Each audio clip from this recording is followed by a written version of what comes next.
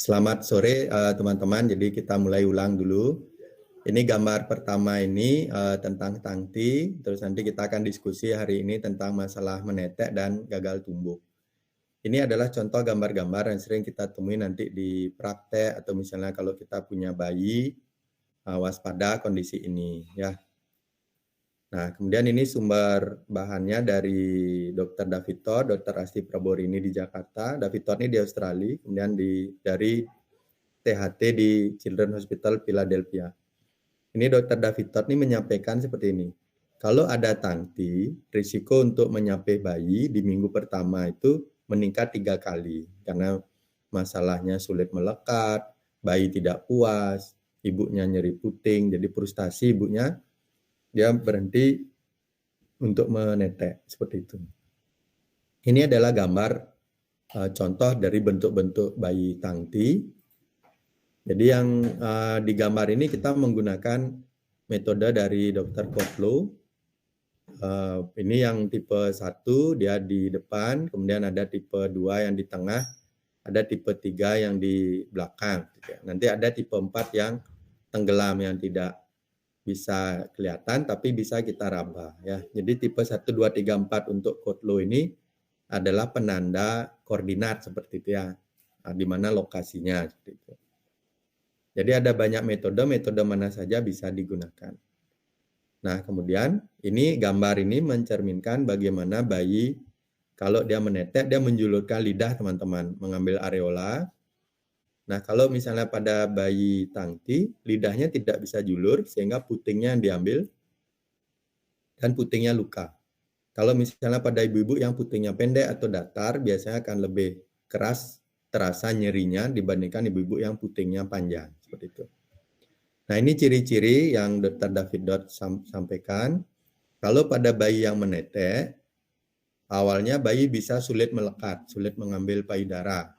Kemudian sulit untuk mempertahankan perlekatan. Misalnya berhasil melekat, dia gampang lepas, mudah lepas seperti itu. Kemudian kalau berhasil bertahan, nanti selama netek itu kadang ada bunyi kayak gitu. Kemudian bayi seringkali menyelesaikan menetek sebentar, jadi 5 menit, 10 menit sudah selesai. Karena bayinya mudah lelah akibat proses menetek yang melelahkan. Jadi kalau menetek itu bayi menggunakan otot wajah, tenaganya digunakan seperti orang lari sprint. Bayangkan orang berlari, kakinya dikunci seperti itu, pakai rantai misalnya. Jadi lelah sekali berlari dengan kondisi seperti itu. Atau bayinya menetek terus-menerus, continuous feeding. Sudah 20 menit tidak berhenti, 30 menit tidak berhenti, sampai 1 jam kadang tidak selesai-selesai netek. Nah, itu continuous feeding. Kemudian berat badan bisa naik sedikit atau tidak naik, atau malah berat badannya turun. Itu ciri-ciri pada bayi yang menetek. Bulan pertama kelihatan seperti ini. Asalkan bayinya tidak dibantu DOT atau formula atau DOT ASI perah, maka gejala ini biasanya akan muncul dengan mudah. Mudah kita kenali. Kemudian ini ciri-ciri ASI yang misalnya kalau dia formil itu ASI awal agak jernih, kemudian ASI akhir itu keruh berminyak. Nah, bayi yang tangti ini sulit mengambil ASI yang keruh berminyak seperti itu. Jadi tidak kenyang, tidak puas seperti itu ya. Nah, ini contoh pada bayi yang beratnya naik sedikit atau tumbuhnya melambat. Ini contohnya. 3.800 bulan pertama, 4.800. Kemudian bulan berikutnya 5,5. 5,5 ini berarti kurang dari 800. 48 ke 5,5 naiknya 700, harusnya naik 800 jadi kurang 100. Berarti slow weight gain. Kemudian dari 5,5 ke 6.000. Jadi naiknya 500, harusnya 600, juga sama slow weight gain. Baru terus dia tidak tumbuh. Bulan ke-5 6 kilo tetap seperti bulan ke-4. Jadi tidak tumbuh. Nah, ini ciri-ciri bayi tangti khas sekali, mudah dideteksi lewat grafik di KMS kita ini. Penting sekali seluruh ibu menggunakan KMS ya. Ini contoh yang beratnya turun. Ini kasus lahir 10 hari terus jadi marasmus bayinya. Kulitnya keriput, lemak atau dagingnya yang disimpan saat hamil itu habis dia tergerus ya. Jadi, seperti itu. Nah, kemudian kalau menggunakan botol, maka sering berbunyi itu kalau menggunakan botol ya, dan juga tidak bisa menghabiskan volumenya itu langsung. Dia cicil, misalnya 30 mili dia cicil, 100 mili dia cicil, 30, 30, 30 kayak gitu. Atau butuh waktu lama untuk menyelesaikan minum dari botol. Bayi sering kolik dan berat badannya naiknya sedikit juga sama. Itu pada bayi yang menggunakan DOT, botol, baik ASIP maupun formula, seperti itu ya kondisinya. Nah, ciri-ciri yang belakangan itu ini, kemungkinan kesulitan makan makanan padat. Jadi perpindahan tekstur lumat, lembek, padat sulit. Di umur 6 bulan sampai 12 bulan biasanya kita bisa tahu kondisi ini. Nanti umur 3 tahun kita baru bisa mendeteksi bayi agak sulit mengucapkan beberapa suara. Suara T, D, L, ini ada suara-suara huruf ini sulit bayi. Kemudian agak besaran lagi, sering masalah di giginya karena bayi sulit membersihkan sisa makanan akibat lidahnya terkunci, dan sisa makanan itu menyebabkan gigi berlubang serta radang gusi. Jadi bolak-balik masalah gigi karena tangtinya. Nah, ini contoh di kasus yang bayi 10 bulan sulit perpindahan tekstur, masih lumat aja terus lumat gitu ya. Nah, ini sulit pindah tekstur makan. Ini dilakukan tindakan untuk bantu bisa makan. Nah, kemudian ini yang setelah 3 tahun ini bayi anak umur 7-8 tahun, yang satunya umur 6 tahun. Kesulitan pengucapan suara, jadi tidak jelas. Sehingga dibantu gunting untuk bisa belajar mengucapkan dengan baik. Nah, kalau misalnya ciri-ciri yang sudah agak besar itu biasa kesulitan pas makan es krim. Kemudian kalau misalnya mengeluarkan lidah ke teman-teman sebayanya, menjulur itu sulit ya. Secara kosmetik bentuknya seperti heart shape. Nah, saat berciuman, kalau ciuman lidah itu, kalau ini semuanya ciri-ciri pas besar ya. Itu mengalami kesulitan ciri-cirinya. Nah, ini secara acak Dr. David Todd itu, kalau pada bayi yang menyusui, Dr. David Todd menyampaikan umumnya kesulitan melekat. Kemudian ada puting lecet. Kemudian menetek tidak berhenti-berhenti. Nah, itu dicari ciri-cirinya. Kemudian pada ibu biasanya putingnya lecet gitu ya, sering bendungan. Jadi kalau ada ibu-ibu baru bersalin sering bendungan, curiga. Ada milk blister, curiga. Tangti ya. Mastitis sampai produksi ASI sedikit dan ibunya sering kelelahan karena menyusui, itu curiga. Dan ada sensasi gagal, ibunya sering putus asa, aduh aku nggak bisa netek nih. Itu curiga bayi tangti. Nah, ini kemudian ciri-cirinya yang lain. Jadi di kalau 100% ada Dr. David Todd punya metode, kalau tadi Kotlo, kalau yang ini metode David Todd 100% seperti ini, di depan kelihatan dari seluruh lidahnya terkunci. Yang ini 75% sepertiga lidahnya terkunci. Yang ini setengah dari lidahnya terkunci. Nah, ini yang di 25%. Kemudian ini di belakang yang tenggelam. Cara meriksanya itu diangkat seperti ini. Jadi 2 jari ngangkat, lihat tebal selaputnya gitu ya. Nah, ini cara memeriksanya. Dibuka mulut, rasakan, kemudian ada enggak selaputnya seperti itu. Nah, kemudian kalau itu solusinya ditindak, teman-teman. Jadi ini contoh gambar selaput sebelum dan yang ini sesudah tindakan. Yang ini sebelum tindakan di gambar ini dan yang sesudah tindakan. Berikutnya ini sesudah tindakan, yang ini sesudah tindakan, ini juga sesudah. Jadi ini kurang lebih warna di hari kelima. Hari 1, 2, 3, 4 biasanya ada kuning-kuning seperti itu. Ini kurang lebih hari kelima. Nanti sembuhnya kurang lebih 10 hari sampai 14 hari. Nah, sekarang kita khusus bahas dokter spesialis anak, Dr. Asti, pernah menyampaikan gagal tumbuh pada bayi ASI eksklusif itu dari tangti lipti. Nah, hari ini kita bahas yang tangtinya saja. Ini definisinya ya, slow weight gain itu berarti beratnya naik tapi tidak sebanyak target minimalnya. Kemudian kalau gagal tumbuh, fail to thrive, dia tidak naik dan malah juga turun berat badannya, kehilangan berat badan seperti itu ya. Kalau tumbuh baik, beratnya naik per hari 20 gram. Nah, ini definisi dari Kemenkes 2015. 0 sampai 3 bulan kurang lebih per hari akan naik 25 gram sampai 30 gram. Jadi per bulan 750 sampai 900, nanti 4 sampai 6 bulan 20 gram per hari, per bulannya kurang lebih 600. 7 sampai 9 bulan 15 gram per hari, sebulannya 450 gram. Umur 1 tahun nanti 10 gram per hari, kurang lebih 200 sampai 300 gram per bulan ya. Ya, ini penyebabnya.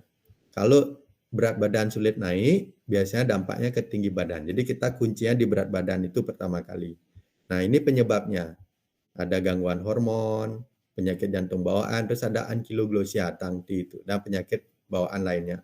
Kalau pada ibu, hipoplasia payudara, dan produksi ASI kurang ini. Nah, ini produksi ASI kurang biasanya karena proses menetek tidak efektif akibat ankylosing atau kelainan pada bayi. Ya. Nah, ini pahami teman-teman, ibu-ibu semuanya. Proses penciptaan ASI itu kita bagi 3. Jadi pertama, ASI diciptakan saat hamil. Usia 16 sampai 18 minggu ASI sudah tercipta. Kemudian lahir, bayi lahir, hari-hari lahir. Kira-kira setelah hari-hari lahir itu, hari-hari akan memberi kabar ke payudara untuk mulai mengeluarkan ASI. Itu biasanya setelah 30 jam. 30 jam sampai 72 jam. Jadi wajarlah kalau hari pertama itu tidak keluar ASI-nya ya. Secara alami memang demikian. Kemudian penciptaan ASI yang ketiga itu setelah hari ke-9 sampai bayi berhenti menetek. Misalnya 2 tahun, 2,5 tahun, 3 tahun berhenti menetek. Jadi itu adalah masa penciptaan ASI ketiga. Nah, penciptaan ASI ketiga ini sesuai permintaan. Begitu bayi menetek, mengisap payudara, produksi meningkat, produksi diciptakan. Berhenti menetek, produksi diturunkan. Kalau yang produksi yang kedua, fase kedua di 8 hari pertama itu, otomatis tidak menunggu isapan bayi, dia netes seperti itu ya. Nah, pada bayi yang tangti itu akan terjadi proses gangguan melekat dan menetek, jadi mengganggu di hisapan sehingga produksi rendah, produksi kurang, bayi rewel seperti itu contohnya. Nah, jadi penyebab berat badan bermasalah di bayi ASI eksklusif, posisi perlekatan kurang baik. Jadi ini pertama kali yang diperbaiki ya, posisinya, perlekatannya. Kalau sudah diperbaiki, cek ankylosing ada atau enggak, atau cek ibunya ada stres enggak, misalnya tidak paham, atau di keluarga atau di petugas kesehatan tidak mendukung, kadang belum apa-apa sudah disodorin formula kayak gitu. Nah, itu perlu kita pastikan. Nah, ini kondisinya. Beberapa nama ankylosing itu tangti, frenulum lingual ini lidah. Kemudian tight frenulum seperti itu ya. Biasanya ini adalah bawaan, lebih banyak pada laki-laki dan kejadiannya 1-10%. Artinya dari 100 bayi kira-kira 10 akan ketemu yang begini. Jadi jarang, tidak banyak. Cuman setiap masalah menyusui wajib dicek ada atau tidak ankylosing. Karena pada masalah menyusui umumnya penyebabnya ini. Proses menyusui itu adalah proses alami, jarang bermasalah. Begitu bermasalah, selalu cek ankylosing, selalu cek tangtinya ada atau tidak. Ini ciri-cirinya. Di bayi baru lahir, nanti netek sulit, lepas-lepas, marah, dan jadi malas. Malas itu banyak tidur bayinya, seperti itu ya. Nanti agak besaran sedikit, gagal tumbuh, atau berat badannya naik sedikit, atau kurus, rewel, lama kalau netek, dan sampai sering muncul milk blister, atau bula di puting ibunya. Kalau anak yang besar, mulai ada kelihatan cadel, sulit pengucapan beberapa suara, dan sering dianggap bayinya berkebutuhan khusus atau anaknya berkebutuhan khusus, padahal ternyata dia ankylosing. Nah, di ibu ini keluhannya puting lecet sampai berdarah dan berlubang, payudara kadang penuh sampai bengkak, mastitis dan abses. Kadang ibunya mengeluh produksi turun dan akhirnya berhenti menetek dini, belum sampai 2 tahun, belum sampai 6 bulan, kadang belum sampai sebulan berhenti netek. Nah, di ibu secara emosional ibunya jadi stres, menyalahkan diri sendiri, merasa tidak mampu menjadi ibu yang baik. Nah, itu ciri-cirinya. Nah, ini gambar-gambar dari kumpulan kasus-kasus di Dr. Asti Praborini. Ya, ini contohnya nipple pore, jadi ini milk blister. Kemudian ada puting yang hancur seperti ini, luka, berdarah. Ya, ini contoh mastitis yang sebentar lagi pecah nanahnya. Ini contoh kasus yang dari Dr. Praborini, anak bayi, awalnya seperti ini, kurus, beratnya tidak naik, kemudian membaik seperti itu. Ada setelah perbaikan, dibantu frenotomi dan kejar tumbuh. Ini contoh putingnya ibunya, ini bayinya, keadaan bayinya, sampai di insisi kemudian bisa membaik proses meneteknya. Jadi di kasus yang tadi ini, di kasus yang ini, Dr. Praborini bercerita perlekatan bayi tidak baik meskipun posisi sudah benar, bibir bawah dan bibir atas terlipat ke dalam, bayi melekat di puting dan bunyi gitu bunyinya ya. Kemudian lubang seperti lubang tekuk gitu di pipi bayi. Bayi mudah lepas-lepas, ibunya sampai harus megang payudara untuk bisa menetek dan menetek sambil tidur baru nyaman. Nah, itu ciri-cirinya di bayi tadi, di kasus tadi. Nah, dibantu apa? Dibantu insisi, digunting. Nah, sesegera mungkin, kalau bisa sebelum 7 hari atau saat ditemukan langsung dikerjakan sehingga membantu bayinya. Nah, prosedurnya mudah, murah, cepat, cuma kurang lebih 5 menitan, sederhana, dan bayi dapat langsung menetek ya. Kalau sudah terlanjur gagal tumbuh, perlu bantuan tambahan minum untuk ibunya, minum ini, Lactogok ya. Jadi biasanya kalau saya menggunakan domperidon untuk percepatan produksi dan bayi dibantu tambahan minum. Kalau di bayi, di frenotomi, lakukan senam lidah oleh ibu, tambahan minum, bisa ASI donor atau ASI pra ibunya kalau cukup.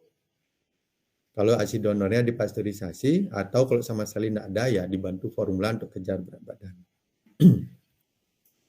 Kalau di ibu biasanya saya bantu dengan ini. Domperidon. Jadi bisa dosis 3x1, 3x2, 3x3. Ada beberapa ibu yang bisa memperoleh pelayanan akupuntur, bisa minta pelayanan akupuntur untuk meningkatkan produksi ASI. Dan butuh konseling juga. Kalau ibunya sudah stres sekali, butuh dibantu psikolog. Nah, secara kesehatan masyarakat kita perlu hati-hati. Setiap ada bayi yang berat badannya naik sedikit, yang gagal tumbuh atau malah turun jadi marasmus, selalu curiga ankylosing. Jangan segera memberikan formula tanpa memeriksa kondisi lidah bayi. Ya, untuk teman-teman yang ada di puskesmas. Nah, itu kurang lebih diskusi kita, pembelajaran kita hari ini.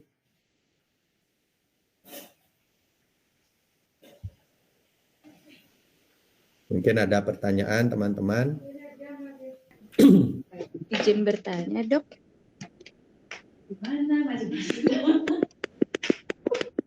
Oke, silakan Ibu. Oh, enggak dokter, terima kasih. Dokter, saya izin bertanya, apabila ibu menyusui, kemudian bayinya itu meninggal dan dikasih resep bromokriptin untuk menghentikan ASI-nya yang banyak, itu kira-kira efeknya berapa lama ya? Maksudnya udah ada efek itu berapa? Nah, itu biasanya kalau saya menggunakan siklus 3 hari, Bu. 3 hari pertama, 3 hari kedua, 3 hari ketiga. Kadang beberapa ibu 3 hari sudah berhenti, kadang 3 hari kedua berhenti, kadang 3 hari ketiga. Ya, jadi siklus 3 hari. 3x1, 3 hari, 3 hari, 3 hari. Gitu ya. Jadi jangan langsung beli 1 hari karena obatnya lumayan mahal. Oh, kalau dikasih dosis 3x2, 3x2,5 atau 2x2,5 bisa ya? 2x2,5. Itu kan tabletnya 1 itu. Iya, dosisnya memang 1. Baik, Dok. Ya, farmakodinamik, farmakokinetiknya itu 1 dan tiap 8 jam. Loh. Ya, tiap 8 jam gitu. Diperhatikan farmakodinamik, farmakokinetiknya. Dia 3x1, kita lihat respon ke ibu siklus 3 hari. Jadi kalau 3 hari sudah drop sekali, sudah stop. Kalau belum, bantu lagi 3 hari. Sampai 9 hari biasanya sudah berhenti. Oh, baik dokter. Ibu Oscar dari baik dokter, berarti 3 hari ya efeknya kurang lebih. Ibu. Oh, saya dari ini dok, dari Surabaya. Dokter juga atau bidan? Saya bidan. Oke, terima kasih Bu. Nanti Dokter. ikut kelas-kelas berikutnya ya untuk nambah ini sharing-sharing ya. Iya dokter, terima kasih. Oke, sama-sama. Oke, silakan teman-teman yang lain mungkin ada pertanyaan. Izin bertanya, Dok.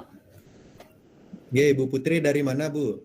Dari Mataram, Dok, Lombok. Dari Lombok ya. Dulu saya kuliah di UNER Bu Oscar. Saya PTT-nya di Bayan juga dulu. 2004 ya. Bu Oscar, Iya, Pak Dok. Bu Putri bidan atau dokter? Bidan. Bidan ya, silakan pertanyaannya apa Bu Putri? Dok, kan kasus yang tangta ini kadang ada beberapa yang derajat itu nggak harus di prenotomi ya, Dok? Atau memang harus semua di prenotomi? Pasti, Dok.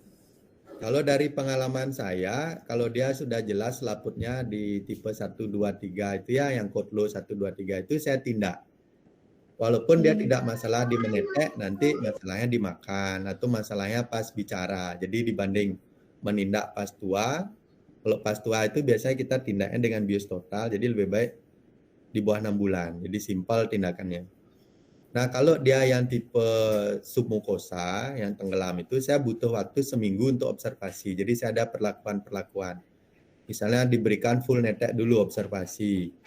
Saya biasanya memasang selang lambung NGT itu. Jadi saya pasang di payudara ibu. Kalau murni menetek saja, apakah ada keluhan? Oh, ada keluhan. Coba kalau menetek ditambah bantuan selang lambung, ada keluhan enggak? Seperti itu. Maksud saya diberikan suplementasi.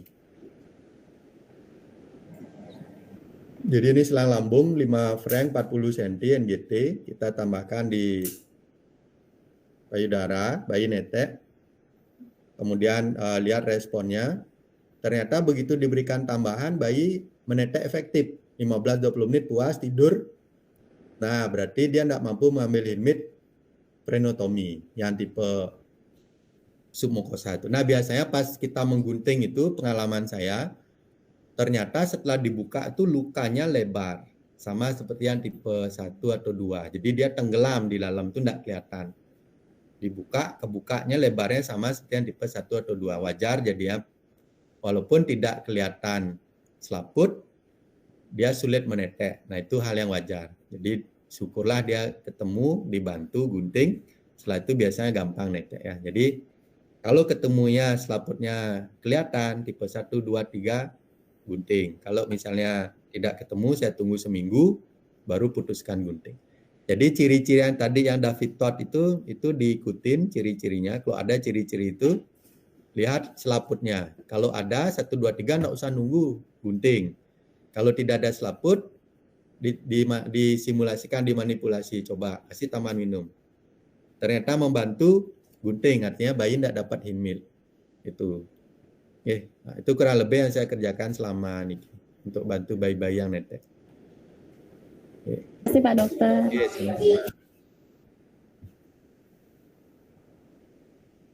Silakan teman yang lain mungkin ada bertanya. Izin bertanya dokter. Bu. Bu, Noman dari mana Bu? Yang Bidan Putri dari Klinik Arta Bunda dokter. Oh iya, nggih. Silakan. Klinik Arta Bunda. Nah begini dokter. Kebetulan di klinik kami kan lumayan banyak persalinan dan pada saat itu saya yang menolong persalinan. Nah kemudian ada satu bayi yang keluhannya susah menetek dok. Nah susah menetek, kemudian saya lihat lidahnya ternyata memang tangting. Nah saya lapor ke dokter DPJP-nya untuk spesialis kandungannya. Dirujuk untuk dilakukan tangtis seperti itu dok. Nah pasien ibu dari bayinya itu bertanya kepada saya bagaimana nanti tindakannya di sana bu. Kemudian apakah nanti yang kan bilang digunting. Apakah setelah digunting itu diberikan obat-obatan dok? Karena kan pasiennya lihat nanti kan berdarah bu. Gitu. Begitu sih dok. Nah jadi kalau tindakannya kurang lebih 5 menit. Jadi kita buka mulut bayi, kita oles bius lokal, kemudian kita klem, kita gunting. Kemudian bayi langsung netek. selaputnya itu bisa berdarah, bisa tidak berdarah. Seringkali kalau muda itu tidak berdarah. Nah, kalau berdarah kita tekan pakai kapas kasa gitu yang sudah kita linting. Pasti kita tekan, kurang lebih 2 menitan sudah reda. Nanti langsung netek ke ibunya. Itu lukanya tidak perlu diperlakukan apa-apa, tidak perlu diberi obat apa, cukup ARV saja. Mesti mengandung zat penyembuhan, mengandung hormon pertumbuhan, mengandung antiseptik juga. Nah, jadi cukup netek aja, nanti akan sembuh 10 hari, nutup dia hilang, dia lukanya itu jadi sariawan dan hilang pelan-pelan. Itu. Jadi pengguntingan itu berguna sekali untuk yang menetek dan sampai ke depannya, ya, sampai bicara, belajar makan. Nggih. Oh, ini ada pertanyaan juga dari, sudah jelas Bu Man Putri nggih? Nggih. Nggih, sudah dokter, terima kasih. Ya, sama-sama. Ini ada pertanyaan, kalau home care, jadi saat menetek ibu selalu mengeluh sakit.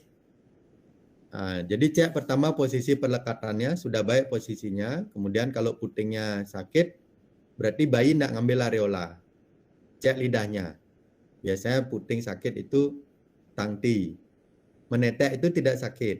Kalau sampai sakit berarti melekat tidak baik. Cek lidahnya. Nah, kemudian kalau dicek, ini bagus nih puting ibunya pipih. Berarti lidahnya yang digerus oleh lidah bayi. Puting ibu yang digerus oleh lidah bayi. Nah, jadi putingnya jadi pipih, kadang putingnya jadi bolong atau lepas ya seperti itu. Nah, itu segera dicek. Ada selaput langsung gunting, kalau tidak ada selaput berarti yang tipe 4. Langsung kerjakan, langsung gunting. Tidak perlu nunggu seminggu observasi. Kalau pakai dotnya pipih, nggih betul karena dia jepit. Jadi sama kasusnya ya. Nah, itu. Jadi yang kasusnya Ibu Siska, kalau dari cerita tuh kemungkinan besar dia tangti, entah dilihat nanti tipe 1, 2, 3 atau yang 4 ya. Nah, jadi cara meriksanya itu diangkat lidahnya seperti gambar tadi itu ya. Diangkat, dicek, difoto aja biar bisa ini kita konsultasikan kayak gitulah. Nah, nanti ini teman-teman, kan saya sering mengadakan kelas online ini. Kalau teman-teman butuh bantuan informasi, saya siap menjadi narasumber, tidak perlu bayar, free. Nanti kita Google Meet, teman-teman bisa kumpul dengan pesertanya atau klien-kliennya teman-teman atau sesama bidan di kota masing-masing. Nanti saya bisa sharing itu ya. Nah, untuk menggunting ini siapa bisa menggunting? Kalau di buku teks itu yang bisa menggunting dokter umum yang terlatih, dokter anak yang terlatih, dokter bedah, dokter THT. Jadi kalau di Jepang dokter THT yang mengerjakan. Kalau di Australia dokter umum, dokter anak. Kalau di di Jakarta dokter anak, dokter umum. Itu kalau di Brazil itu seluruh dokter bisa yang menemukan bayi. Jadi mulai dokter umum, dokter anak, dokter obgyn itu yang menemukan bayi boleh diizinkan di sana untuk menggunting ya. Jadi setiap negara beda-beda kebijakannya. Nah, ini ada bagus pertanyaannya Bu Tuis Saraswati ini. Kalau sudah digunting tidak bagus melekatnya, itu kita perlu adakah pakai dot, itu kita cek ya. Kalau bayi habis digunting, kita butuh paling tidak 42 hari untuk full menetek. Nah, kalau sudah, kan ini sebetulnya bentuk anatomi ini harusnya selaputnya itu terlepas atau sebelum bayi lahir. Di dalam kandungan dia seharusnya selaputnya terlepas. Entah kenapa pada bayi ini selaputnya menetap gitu ya. Jadi dibantu gunting. Nah, gerakan lidahnya bayi ini sejak dalam kandungan itu ini. Jadi pada saat lahir itu dia belum diapoptosis, belum dimakan oleh sistemnya sehingga ada sisa kan gitu. Nah, itu kita bantu gunting. Sejak dalam kandungan tuh bayi latihan menetek itu dengan jari. Jadi dia latihannya dengan gerakan yang lidahnya dengan tangti. Nah, sekarang setelah digunting, butuhlah dilatih untuk menetek dengan gaya lidah baru. Dan itu butuh kira-kira 3 minggu sampai 42 hari untuk menemukan pola baru. Jadi tidak bisa tiba-tiba. Nah, selama 42 hari itu sebaiknya tidak menggunakan DOT. Kalau menggunakan DOT, gerakan otot rahang, wajah, itu akan beradaptasi untuk DOT, bukan untuk payudara. DOT itu sangat mudah. Netek sulit. Jadi dia akan belajar pintar dengan DOT, dengan lidah barunya. Jadi sebaiknya pada ibu yang bekerja, bayinya sudah ditindak, digunting, bekerja, pakai cangkir, jangan pakai DOT, sehingga tidak berubah gerakan mulut bayinya. Jadi cangkirnya sederhana. Yang ini model cangkir ini cangkir kaca gitu. Ini Rp5.000 di pasar ya. Ini bisa kita pakai memberi minum ke bayi. Tidak harus beli yang merek yang harganya 45 atau harganya 100.000. Enggak perlu. Ini Rp5.000. Banyak ada di pasar, bisa kita gunakan. Jadi gunakan cangkir, tidak sulit. Pada ibu yang dari awal sudah memutuskan akan bekerja, maka belajar menggunakan cangkir itu sejak bayi baru lahir. Tidak mendekati ibu bekerja, karena bayi butuh adaptasi untuk belajar menggunakan cangkir, ya, tidak bisa tiba-tiba. Jadi habis digunting bisa kontrol ulang untuk evaluasi perlekatannya. Terus kemudian evaluasi ada faktor pengganggu apa, misalnya apakah 6 bulan ini ada kena DOT, setelah digunting kena DOT enggak. Kalau kena DOT memang sulit.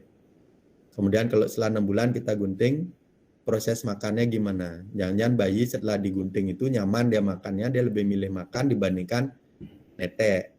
Jadi di neteknya enggak terlatih lidahnya, tapi dimakan dia terampil. Nah itu kita perlu evaluasi ulang. Ya. Kalau menggunakan DOT yang ujungnya sendok, yang jelas kalau gerakan lidahnya itu dan pipinya adalah menghisap, itu akan mengganggu proses pembelajaran pasca digunting. Ya.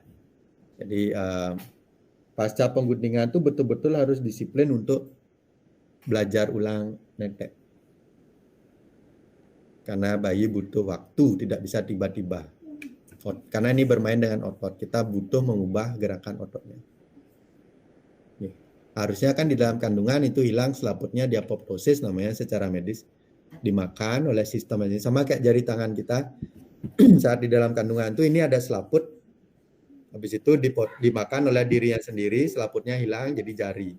Sama juga lidah, harusnya hilang selaputnya ini, garis tengahnya itu, kemudian ternyata kebawa sampai lahir kayak gitu ya. Dokter, izin klarifikasi, dokter. Ya, silakan Bu Oscar. Tadi kan setelah digunting itu kita harus menunggu sampai dengan 42 hari, kemudian baru bisa menetek atau direct breastfeeding. Jadi di jeda menunggu 42 harinya tadi kan harus menggunakan cangkir tuh, waktu jenengan bilang. Kira-kira kalau pemberiannya misalnya menggunakan... Salah. Ibu nangkap salah. Habis digunting, langsung netek. Oh iya baik. Seperti tadi saya jelaskan ke Bu Nyoman Putri itu, habis gunting langsung netek. Nah, bayi netek ini enggak bisa langsung pintar. Nah, tidak langsung bisa jago. Kira-kira 7 hari pertama tidak akan pintar, enggak ada terjadi apa-apa, enggak ada rasa apa-apa. Berat badan bisa tidak naik, bisa tetap. Kemudian setelah hari ke-7 baru mulai terampil bayinya sampai 3 minggu. Lanjutkan 42 hari. Terus latihan, jangan diganggu apa-apa. Kalau ibunya bekerja, berarti dibantu cangkir. Kalau ibunya tidak bekerja, tidak boleh dibantu cangkir, tidak boleh dibantu media lain. Pokoknya media lain gitu ya. Baik. Jadi pada saat kalau misalnya bayinya beratnya naiknya sedikit bermasalah, maka bantuannya pakai sambil netek pakai selang dan sepait. Nah, sambil netek pakai selang sepait sehingga belajar neteknya tetap jalan, tambahan minumnya tetap jalan untuk ngejar berat badan. Ya. Baik dokter, terima kasih. Terima kasih sudah konfirmasi biar tidak tersesat nanti. Iya dokter, terima kasih dokter. Iya, siap. Silakan, ada teman lain bertanya? Dokter, selamat malam. Iya, selamat malam, silakan. Perkenalkan, saya Cynthia, punya bayi usia 1 bulan. Kan kemarin saya waktu melahirkan itu ASI-nya baru keluar setelah 3 hari melahirkan. Terus waktu ASI-nya keluar ternyata payudaranya sudah bengkak. Jadi saya karena bayinya belum bisa menyusui, saya pumping kan dok. Saya pumping gitu, tapi sambil mencoba DBF. Jadi karena selama DBF itu kan belum bisa pelekatan sampai sekarang, bahkan sampai 1 bulan. Karena mungkin karena sudah kenal DOT ya dok, karena awal-awal kan sempat dikasih sufor ya, waktu di rumah sakit karena belum keluar ASI. Nah sampai sekarang kalau misalnya sudah bisa menyusui secara langsung, dicoba menyusui, itu kan produksi ASI-nya juga masih tetap banyak ya dok. Kayak saya sering demam gitu karena ASI-nya nggak dikeluarkan gitu. Kira-kira gimana ya dok ya cara mengatasi payudara bengkak gitu? Nanti ada minggu depan sesi yang payudara bengkak itu ya nanti.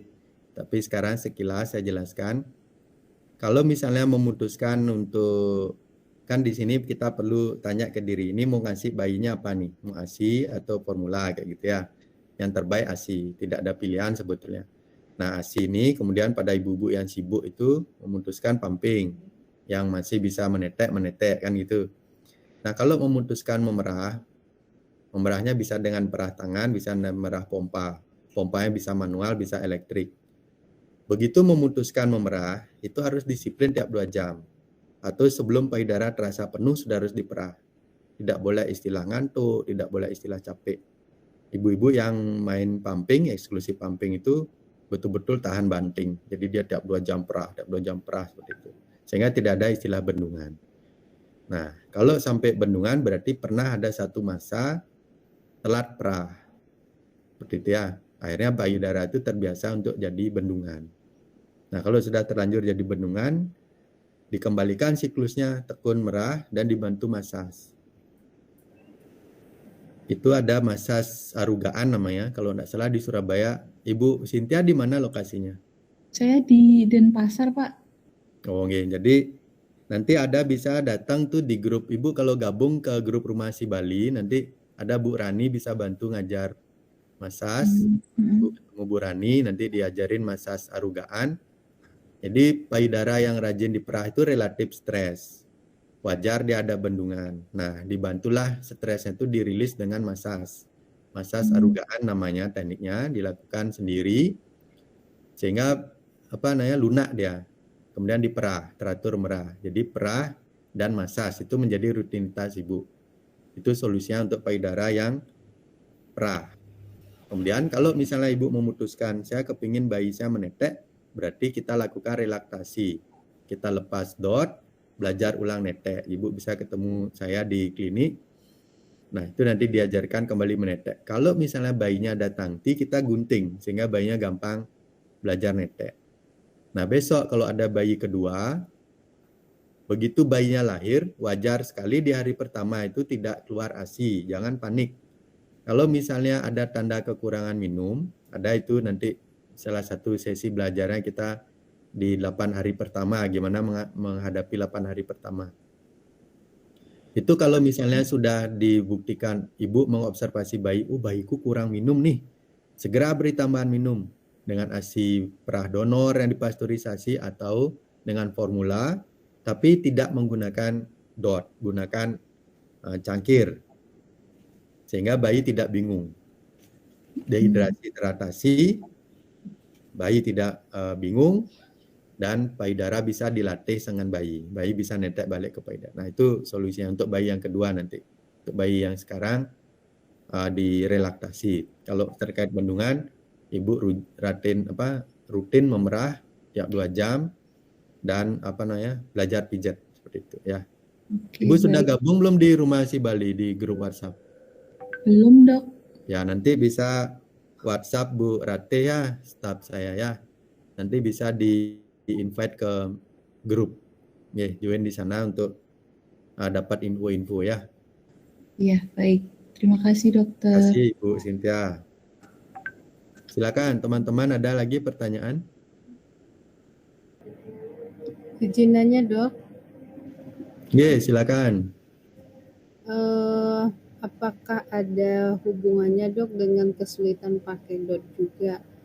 Selama ini ada 3 ketemu yang nggak bisa DOT, nggak bisa payudara juga. Mungkin karena udah bingung puting, tapi kesulitan juga dok. Jadi kira-kira gimana ya dok? Ya, beberapa kasus yang saya temui itu kesulitan menggunakan DOT juga tangti, Bu Oh, Bidan, ya. Jadi ya, selalu cek bawah lidahnya. Di DOT itu ciri, kalau misalnya sebelumnya dia pernah pakai DOT, lihat apakah bisa menghabiskan minumnya cepat atau harus dicicil. Kemudian ada bunyi enggak saat menggunakan DOT, DOT-nya pipih atau tidak. Kemudian sering kembung enggak kalau menggunakan DOT.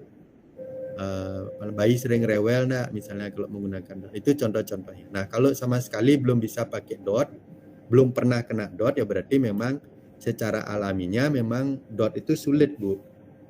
DOT itu lebih sulit digunakan di awal dibandingkan menetek, karena refleksnya mulut bayi itu adalah menetek. Kalau DOT itu dia menghisap.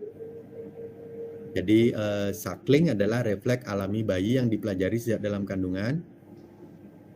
Sedangkan menghisap, sucking dipelajari baru setelah lahir. Jadi kalau belum pernah kena DOT wajar, sulit menggunakan DOT. Tapi kalau dari awal tidak menetek dan tidak juga DOT, terus kemudian susah belajar netek, susah belajar DOT, berarti memang butuh relaksasi. Tuh, kalau misalnya bayinya di awal oleh neneknya dikasihkan cangkir gitu, minum ASI pakai cangkir, terus tiba-tiba disodorin payudara enggak bisa, refleks mencari enggak muncul, refleks buka mulut enggak muncul, refleks menangkap areola tidak muncul, berarti memang butuh latihan, walaupun dia tanpa DOT. Ibu, jadi diobservasi lagi kliennya itu.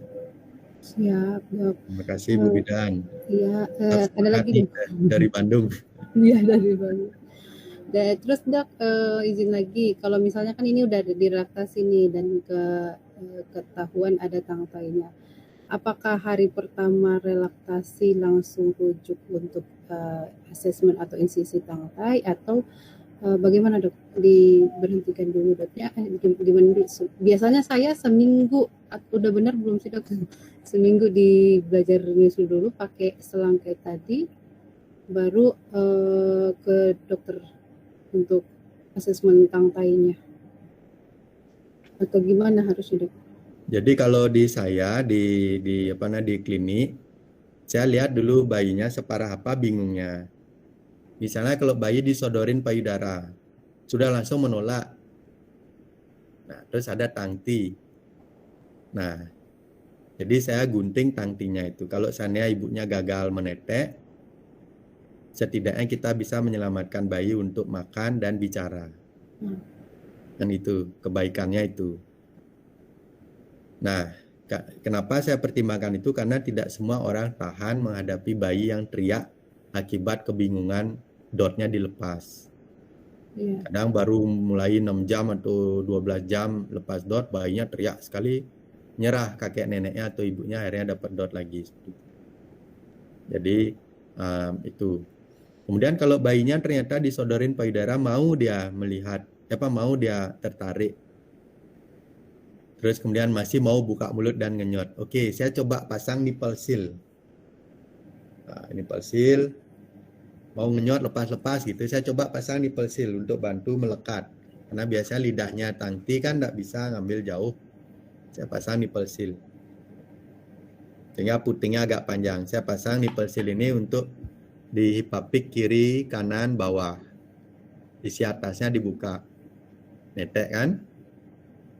Nah, biasanya kalau asinya sedikit saya tambahkan selang tadi, spike dan selang. Tapi kalau asinya banyak, enggak usah. Saya langsung bayi belajar. Saya lihat nih, oh bisa ngenyot. Ya sudah, langsung gunting. Jadi pada saat kita relaksasi, lidahnya sudah harus bebas sehingga bayi senang belajar. Kalau pertanyaannya bayinya layak nih direlaksasi, masih ingat sama payudara, masih bisa mencengkeram, cuman enggak bagus, gunting dulu baru lanjut relaksasi. Tapi kalau bayinya bingung gitu, enggak respon ke payudara, nah kita gunting atau itu betul-betul diskusi dengan baik, ibunya paham enggak kerugian jangka panjangnya? Oh paham, ya kita gunting dulu. Sehingga kalau gagal relaksasi kita dapat manfaat di bayi makan sama manfaat di bayi bicara, gitu ya. Itu mungkin orang tua enggak menganggap penting itu. Karena belum mengalami bayinya umur 3 tahun. Belum mengalami juga bayi umur 12 bulan. Karena kita sebagai petugas kesehatan tiap hari mengalami bayi yang kesulitan bicara, kesulitan pindah tekstur makan. Jadi kita harus jujur. Nah, setelah kita jujur, ternyata orang tuanya memilih tidak menggunting, ya sudah, hati kita tidak sedih lah kalau suatu saat bayi itu kesulitan bicara atau kesulitan makan. Karena kita sudah pernah memberitahu, kita sudah tahu ilmunya, kita pernah memberitahu. Ya. Jadi untuk menetek kita butuh kondisi lidahnya baik. Kalau tipe 1, tipe 2, tipe 3 jelas kelihatan bayinya bingung puting, gunting dulu baru relaksasi ya. Ya. Baik dok. Yeah. Satu lagi izin dok boleh? Iya silakan. Apa masalah ini dok, karena belum penerimaan untuk NCC itu kan masih ini ya di masyarakat itu kadang misalnya kita suruh untuk asesmen atau untuk NCC tapi mungkin banyak ketakutannya di NCC-nya bukan relaksasinya gitu dok. Jadi karena sudah digambarkan nanti mungkin seperti ini gambarannya kalau relaksasi ada prosesnya seperti ini tapi perlu untuk NCC juga. Nah kadang di situ yang bikin jadi takut atau khawatir malah dari NCC-nya itu sementara diperlukan. Yeah. Kalau begitu dok kira-kira gimana ya dok menghadapi? Saya biasanya gini, saya ada tulisan edukasi dari WhatsApp ya. Saya share ke ibunya, ke bapaknya itu. Kalau 6 bulan ini cirinya, 6 bulan, 12 bulan ini cirinya, setelah 12 bulan ini cirinya. Saya share, saya kasih kata-kata kuncinya, kemudian mereka saya minta browsing. Jangan cuma percaya omongan saya, jadi browsing. Nah setelah kita jelaskan, seperti Bu Bidan Chin tadi sudah jelaskan, sudah browsing, sudah jelaskan, seluruh keputusan ada di orang tua. Kita tidak bisa paksa. Proses itu sama seperti orang yang disunat, Bu. Phimosis pada anak laki sebaiknya digunting. Namanya sirkumsisi. Kalau dia muslim, gunting sirkumsisi itu tidak ada masalah. Karena secara budaya, secara tradisi sudah biasa itu semua anak di sirkumsisi. Tapi kalau misalnya dia orang Bali, phimosis, kita bilang sirkumsisi Bu ya untuk bantu bayi. Panik, bingung, akhirnya tidak disirkumsisi.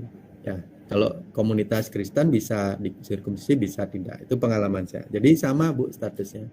Sirkumsisi pada orang Bali, tangti pada masyarakat umum. Tuh, galaunya di situ. Ini bayi masih kecil, anak saya masih kecil. Nah, kalau misalnya menjadi sebuah pengetahuan umum, baru kita ini mudah. Ya kalau itu kita tidak perlu belajar ya, tidak perlu belajar sekarang karena mudah sudah. Sama juga penggunaan DOT. Bagi masyarakat, penggunaan DOT itu wajar.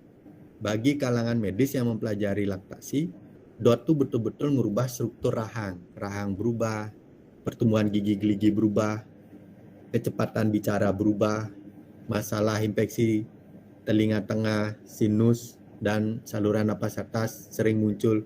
Jadi kita kayak menggunakan benda yang bikin anak kita bolak-balik sakit seperti itu. Jadi kita harusnya berhenti atau tidak menggunakan media DOT tapi menggunakan media lain seperti itu ya. Nah kita tahu nih, kita lakukan. Umumnya orang nggak mau melakukan, biasa aja tuh gampang-gampang aja gitu. Tapi tidak menyadari bahwa anaknya bolak-balik ke dokter THT, bolak-balik bermasalah ISPA, karena DOT. Nah itu contohnya Bu ya. Jadi masalahnya kurang lebih di pengetahuan. Kalau semuanya sudah paham, gampang. Nah pengalaman saya gini, kalau pasiennya itu baru anak pertama, untuk mengedukasi frenotomi itu susah. Tapi begitu pernah di frenotomi dan merasakan manfaat netek itu, anak keduanya biasanya ndak nunggu 7 hari. Begitu netek 3 hari di rumah sakit, pulang, langsung datang ke klinik, dok bantu gunting dok, ini sama kayak kakaknya. Atau kalau misalnya 4 anak gitu, anak pertama ndak gunting, anak kedua gunting, anak ketiga 4 langsung minta gunting, karena ngerasain sudah, oh ini sama kayak kakaknya dok, tolong bantu segera. Nah itu, jadi pengetahuan dan pengalaman itu memudahkan. Apalagi kalau ibu-ibu ini punya sebaya. Oh temanku juga gitu. Nah lebih gampang dia menggunting. Saya dari 2009 sampai 2011 itu kan enggak banyak orang. 2011 tuh mulai 1-2 yang digunting. Nah, sekarang sudah umum. Oh ya, Dok, ini tangti, tolong bantu. Ibu-ibunya sendiri yang sudah mendiagnosa karena sering ikut kelas di IG Live misalnya. Jadi, oh Dok, ini betul anak saya gini, tolong dibantu, itu biasanya. Nah, itu Bu tantangannya, enggak apa-apa, sabar, tekun. Jangan putus asa, yang penting kita jujur, edukasi sesuai pengetahuan kita, keputusannya nanti sudah ada di keluarga ya. Baik dokter, terima kasih dok. Ada lagi teman-teman ini pertanyaan? Ya, karena sudah jam 7, jadi kita tutup kelasnya hari ini. Nanti minggu depan ada kelas lagi. Teman-teman yang belum join di Rumasi Bali bisa join nanti di grup WhatsApp. Kalau misalnya mau info-info nanti kami share di grup di Instagramnya Rumasi Bali ya. Minggu depan temanya tentang bendungan payudara. Jadi sering ibu-ibu telat, kemudian mastitis jadi abses. Terus sering juga kita tidak tepat memberikan antibiotik. Jadi kita hantam aja dengan satu nama antibiotik karena itu umum kita tahu, ternyata tidak respon. Nah, sebetulnya ada pilihan antibiotik yang lebih bagus dari keluarga antibiotik yang berbeda sehingga ibunya cepat pulih dari infeksinya. Gitu ya. Dan nanti kita diskusikan lagi minggu depan. Okay. Terima kasih banyak teman-teman. Selamat sore. Semoga lancar menyusuinya, semoga lancar membantu klien-kliennya ya. Om Santi Santi Santi. Wassalamualaikum warahmatullahi wabarakatuh. Waalaikumsalam. Terima kasih dokter. Sama.